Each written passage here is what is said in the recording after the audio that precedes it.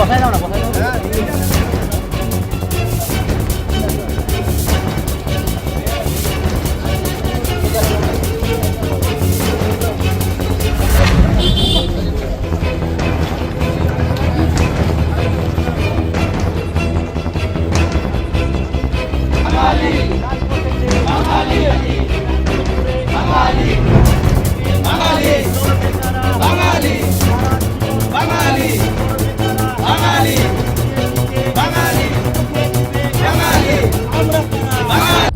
আমাদের কাছে একটা ভিডিও সামনে এসেছে, তো আমরা বিষয়টি খোঁজ নিয়ে দেখছি।